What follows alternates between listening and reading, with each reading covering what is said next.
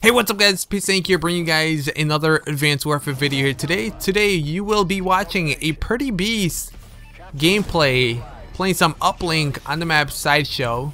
I used to think this was one of the worst maps ever created, but the more and more I played it, the more I seem to enjoy it and do very well in.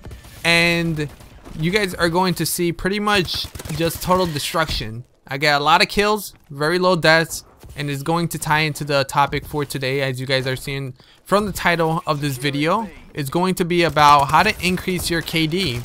I know a lot of you guys are going to be interested in this topic. I know I had a couple of people actually ask me to make a video, and I always like to do this at least once a year for every Call of Duty, just as a reminder video, because some of you guys may already know these tips, and for those of you that are newer to the game, this can give you guys an insight of how people increase their KDs, and you know, maybe some of these can help increase your KD. You know, some of you guys may want to show off to your friends, some of you guys may want to show off to your girlfriend, maybe some of you guys just use it as a pickup line. You go to a bar, you go to the park, you go to the library, and you're like, hey babe, I got like a 6 KD in Call of Duty, so we're gonna make this happen, or what? You know, whatever reason it is, I'm gonna help you guys increase that KD. So let's go ahead and get started real quickly here. I'm gonna recommend that you guys play in a party. If you guys want to increase your KD, the easiest way is play with a party. If you guys are playing with a full party, much easier. Unless you're going up against another full party that's a lot better than you.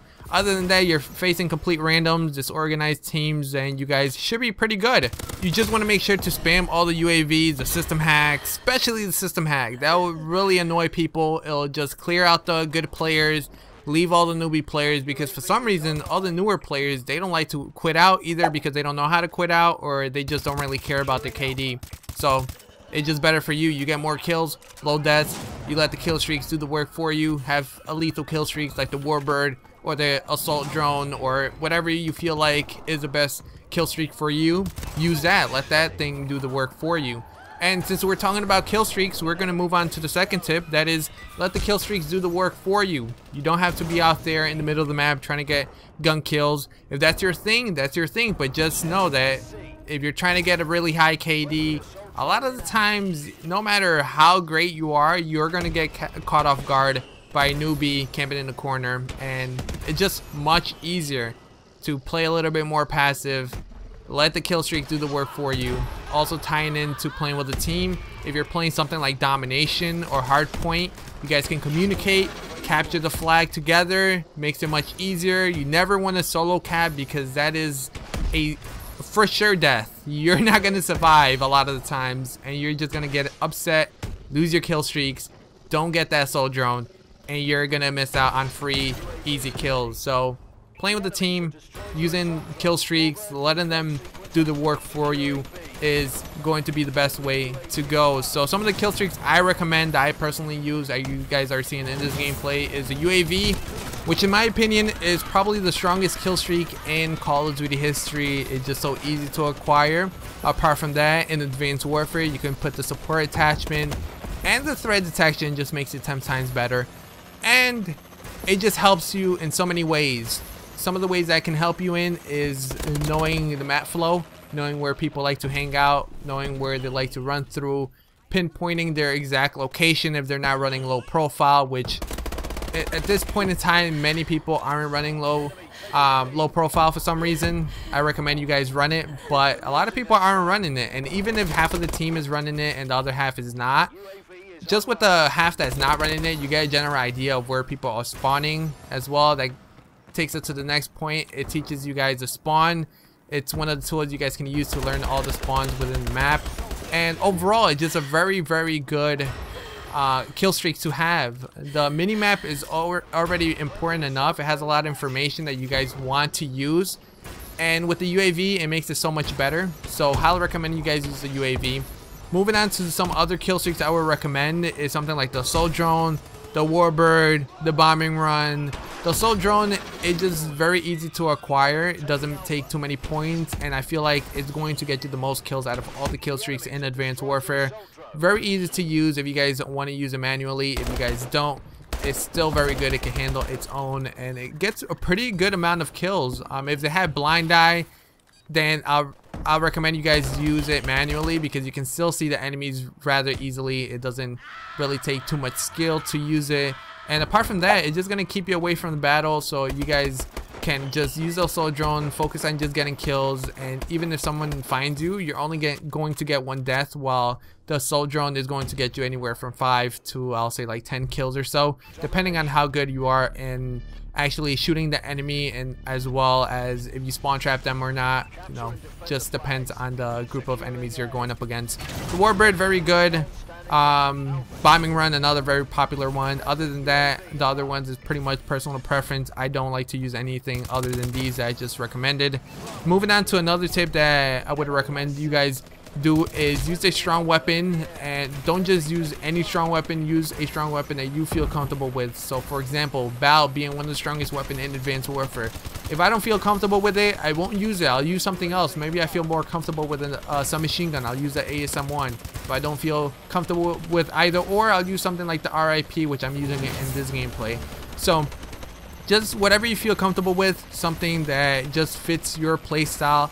If you're a type of player that likes to kind of sit back, wait for the enemy to come to you, then use something like the AK. Very accurate, very strong, very consistent.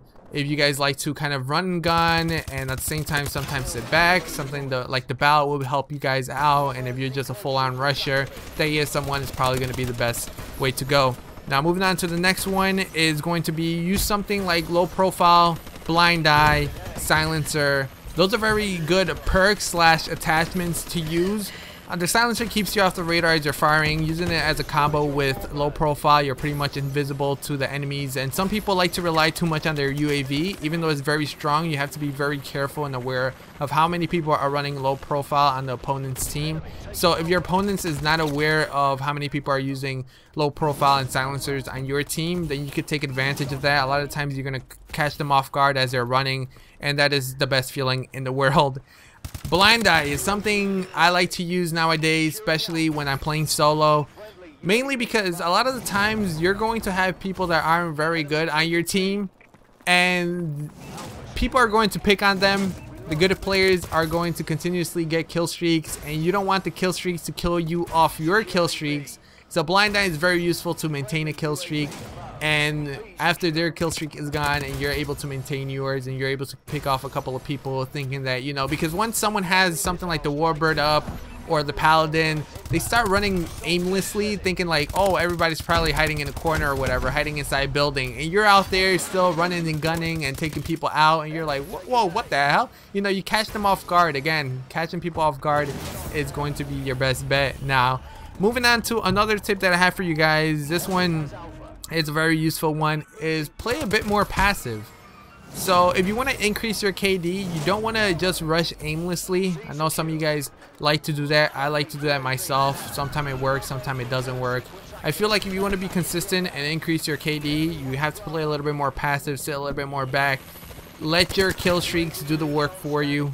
That is going to be the big key in this in these tips and tricks, is just let the kill streak do the work for you. So it's you gotta concentrate on how to get those kill streaks first, and playing a little bit more passive, using low profile, using silencer, is going to help you get those kill streaks. Moving on as well, play a game type that you feel comfortable in. So if you feel like you're very good in TDM, play TDM. If you feel very comfortable in domination, play domination. Whatever you feel comfortable in, whatever you feel like you have the most knowledge in, play that game type. Now moving on to the last thing, and I purposely left this towards the end of the video because I didn't want you guys to focus too much on it. It does make a slight difference. But if you have an internet connection right now and you're planning to get a better connection because you feel like once you have that extra upgrade you're going to be God mode, it's not necessarily going to work like that. Especially if you're going from like a 10 to a 20, not much of a difference. If you're going from a 10 to 100, drastic difference. You will feel a difference there. It will give you a slight edge on the enemy, and you will be able to increase your KD because your connection is going to be better. But I want you guys to focus more on getting your fundamentals down, being aware of what's going around in your surroundings, map knowledge, how to use a mini map, getting your accuracy up, things of that nature. Once you have those down, then connection plays a role there. But if you guys just have no clue of what's going on, then you can have the greatest connection. A lot of the times you're still going to get owned. So I'm just gonna put it out there. That's why I left this towards the end. Also, almost forgot, having an open NAT type can be very helpful, and I just recently noticed it a couple of days ago. I was playing, had a strict NAT type, my IP had changed, I forgot to configure in my router, and I was like, damn, my bullets aren't connecting at all. I'm just getting destroyed at the moment. And as soon as I noticed that, I opened my NAT, and it was a lot better. Like, overall my bullets were connecting. Also, it feels like having a strict NAT type, they put you into laggy games half of the time, and having an open NAT type, a lot of the times you get put into games that have better connection. Not all the times, but the majority of the times. And you always want to have as many great games as possible. So if you guys don't know how to open your NAT type, then there'll be a link down in the description below. It's a easy guide you can follow. Pretty much pick your router, pick the game, and you're pretty much good to go. It'll take you step by step for those of you that are new to this, because I don't really have much knowledge when it comes to networking and stuff like that. But that guide pretty much helped me back in the days when I didn't know anything about it. Now I know how to do it without the guide. But anyways, hopefully you guys did enjoy this video. If you guys didn't, drop a like, that'd be highly appreciated. Make sure to subscribe if you're new. And if you guys feel like I missed any useful tips and tricks, make sure to let my viewers know in the comment section below as well. If I felt like I missed a couple of them, I'll make sure to make it part 2 for you guys. Keep you guys up to date. But till next time, take care and go get your KD up. Take care. Peace.